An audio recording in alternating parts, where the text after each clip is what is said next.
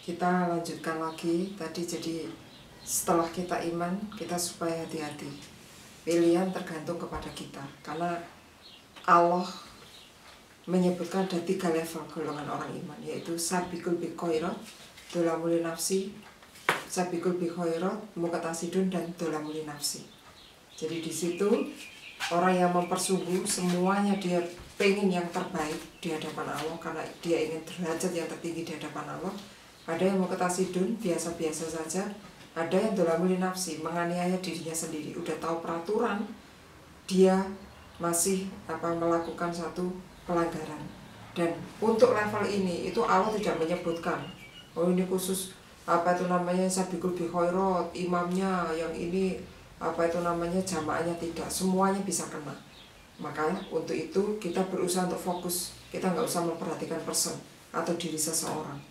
Jadi kalau yang namanya pelanggaran atau perbuatan baik itu bisa kena ke siapapun. Jadi yang kita lihat kalau manusia itu adalah baiknya.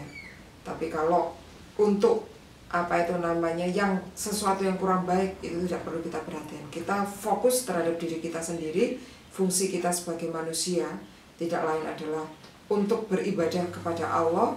Tujuan daripada kehidupan kita akhir adalah menentukan derajat di sisi Allah besok, yaitu di dalam surganya Allah. Maka di situ kita harus cerdas. Di situ Allah sudah menjelaskan, idal matan insak kotok anhu amalahu. Ketika manusia itu meninggal, semuanya kotok, semuanya putus anhu amalahu dari seseorang itu, kecuali adalah amalnya. Ila min salasatil asya, kecuali 3 perkara, yaitu shadaqatul jariyah, au ilmi yuntafa'u bi, aw waladi sholihi yad'ulahu. Jadi di situ yang diperhitungkan oleh Allah adalah shadaqah jariyah, ilmu yang bisa diambil manfaat, dan anak yang soleh yang bisa mendoakan kepada orang tuanya. Kalau di sini kita cerdas, dari ketiga ini kita bisa mendapatkan semua. Kalau kita ambil, kita punya ilmu. Otomatis kalau kita punya ilmu, ya, kita meninggal kita punya ilmu, ilmu bisa diambil manfaat sampai mati. Siapapun yang kita transfer daripada ilmu itu tadi, kalau dia menjalankan dan mengamalkan sampai akhir hayatnya, walaupun kita meninggal, kita akan dapat transferan pahala tanpa mengurangi pahala dia. Dan di situ dengan ilmu kita bisa memahami, mendidik anak-anak yang baik, mendidik diri kita sendiri karena kita paham ilmunya, sehingga harta kita tidak sia-sia, bisa dipakai untuk shadaqatul jariyah. Anak-anak kita pun gak akan pelit karena dengan ilmu dia bisa shadaqah jariyah. Dan otomatis dengan ilmu kita bisa mendidik anak-anak kita menjadi anak-anak yang soleh dan solihah, sehingga anak-anak yang baik inilah yang akan mendatangkan jariyah sendiri di dalam kehidupan kita. Jadi kuncinya kalau kita cerdas, semuanya bisa kita dapat. Pada saat kita meninggal, semua mengalir di dalam kehidupan kita kalau kita pegang ilmu. Makanya di situ pada saat itu Nabi Sulaiman ditanya oleh Allah, hai Sulaiman, sekarang kamu saya tawarkan, kamu mau saya kasih kerajaan, atau kamu mau saya kasih istri yang cantik, atau ilmu? Mana yang kamu perlukan dalam kehidupanmu? Di situ Nabi Sulaiman menjawab, saya lebih membutuhkan ilmu dalam kehidupan saya, karena ilmu bisa mengarahkan dan membimbing saya kemanapun saya menginginkan, untuk saya bisa mengerti kehidupan ini. Ternyata ilmu yang dia ambil, Nabi Sulaiman termasuk adalah orang yang cerdas. Dengan ilmu dia kuasai, kerajaan dia dapat, dan istri yang cantik dia dapat. Karena istrinya Nabi Sulaiman, yaitu pada saat itu adalah Ratu Bilqis. Pada saat dia ditantang oleh Ratu Bilqis, Nabi Sulaiman dengan ilmunya itu bisa mengalahkan Ratu Bilqis. Akhirnya Ratu Bilqis itu menjadi permaisurinya dia, dan Nabi Sulaiman juga mendapat kerajaannya Ratu Bilqis. Walaupun secara manusia Nabi Sulaiman itu sudah kaya, karena dia sudah punya kerajaan sendiri karena dari ayahnya. Pada saat itu Nabi Daud sudah punya kerajaan sendiri. Jadi disitulah kekuatan ilmu itu bisa mengalahkan semuanya.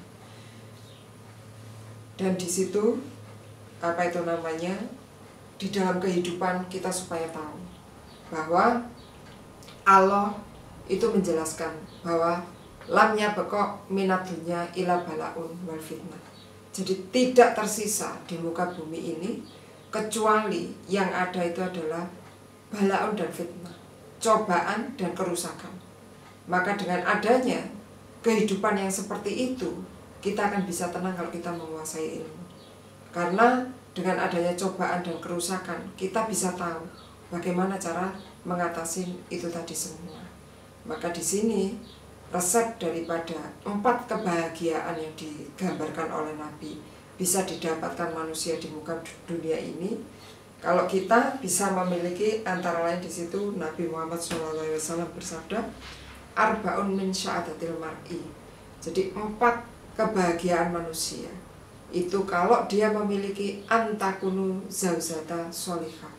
Jadi bila seseorang itu mempunyai istri yang sholihah, kemudian awaladahu abroro, dan dia memiliki anak-anak yang abroro, anak-anak yang baik, dan kota uluhu, dan dia mempunyai lingkungan sholihin yang baik, dan ayakuna, dan bila ada fi rizkinya itu fi baladi, di dalam negerinya sendiri. Maksudnya dia mendapatkan rezeki itu di tempatnya dia berada, dan pulang ke rumah dia bisa memanfaatkan rezeki itu terhadap keluarganya, dan dia bisa mengontrol keluarganya. Jadi antara suami istri dan anak-anaknya tidak terpisah. Itulah resep 4 kebahagiaan di dunia ini. Nah, di situ kalau kita bisa memiliki istri yang solihah, anak-anak yang baik, yang soleh-solihah, lingkungan yang baik yang mensupport keimanan kita untuk terus di dalam realnya Allah sampai ajal mati kita masing-masing, sehingga mati dalam keadaan husnul khotimah, karena mempunyai support lingkungan yang baik dan punya rezeki itu di tempatnya sendiri, sehingga dia bisa mengontrol, mengarahkan, menjaga keluarganya dengan rezeki itu. Itu adalah resep di dalam kebahagiaan di dunia ini. Jadi di situ kita berusaha untuk mencari itu. Namun disinilah kita harus waspada. Semua itu bisa didapatkan itu kalau kita memiliki ilmu. Maka di situ di dalam surat At-Taghabun ayat 14 Allah memberikan warning kepada kita. Ya ayyuhalladzina amanu, wahai orang-orang yang beriman, min azwajikum wa auladikum wa amwalikum atuwul lakum fahdarhum. Jadi wahai orang-orang yang beriman, istri-istri kamu sekalian, maksudnya pasangan hidupnya, anak-anak kamu sekalian, harta kamu sekalian, itu bisa menjadikan musuh bagi kamu sekalian. Maka berhati-hatilah kamu sekalian. Di dalam surat lain dijelaskan wal fitnah, bisa menimbulkan kerusakan atau fitnah. Nah, dengan adanya Allah sudah memberikan warning seperti itu, kita harus berhati-hati. Berarti kita harus tahu bagaimana ilmu untuk mendidik, mengarahkan di dalam hubungan berkeluarga itu bisa baik semua.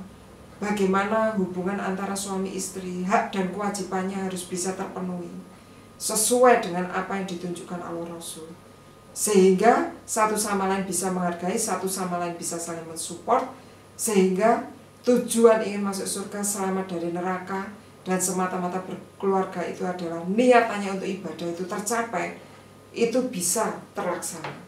Begitu juga di dalam mengarahkan dan mendidik anak.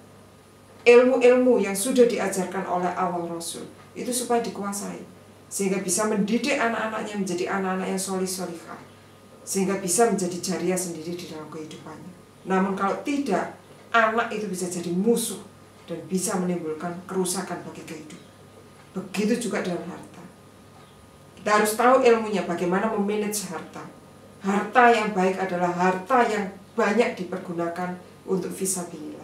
Karena harta yang banyak dipergunakan untuk fisabilillah itu adalah harta yang kekal abadi, yang tidak akan pernah berkurang, karena besok diganti oleh Allah dengan surganya Allah.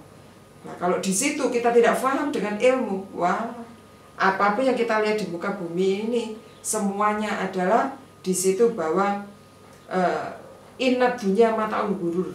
Sesungguhnya dunia itu adalah kehidupan yang menipu. Dan di situ dunia itu hijau, manis, semuanya menggiurkan, menggairahkan. Jadi kalau bisa itu kita lihat apapun tuh pengennya dibeli. Kalau kita tidak punya ilmunya bahwa menyia-nyiakan sesuatu yang tidak ada manfaatnya, itu besok akan jadi pertanyaan sendiri di sisi Allah dan jadi bumerang, akan bisa merusak kehidupan kita, maka kita akan bisa berhati-hati. Sehingga harta-harta itu, hak-haknya harta, itu akan bisa kita salurkan dengan baik. Kalau kita ada kelebihan harta, kita perbanyak sedekah. Infaknya kita tertibkan. Terus kemudian pembelaannya untuk kekeluarganya yang utama, itu juga diperhatikan betul. Dengan adanya itu, plot atau manajemen daripada keuangan yang ada itu sesuai dengan apa yang sudah dituntunkan oleh Allah Rasul. Maka di sini dengan adanya Allah memberikan tuntunan seperti itu, selamatlah kita. Sehingga disitulah kita pada saat menghadapi satu ujian-ujian di sisi Allah, itu kita mendapatkan solusi-solusi yang tepat. Karena apa? Kita menguasai ilmunya. Sehingga di kehidupan ini kita bisa berhasil, barokah, selamat dunia dan akhirat. Jadi ketetapan yang sudah Allah tunjukkan itu semata-mata adalah ketetapan untuk penyelamatan kehidupan kita. Jadi kalau kita memahami fungsi dan tujuan kehidupan itu, maka kebenaran yang hakiki ini akan terus kita pertahankan sampai akhir hayat kita. Insya Allah itu yang bisa disampaikan untuk kesempatan ini. Mudah-mudahan Allah memberikan manfaat dan barokah. Wassalamualaikum warahmatullahi wabarakatuh.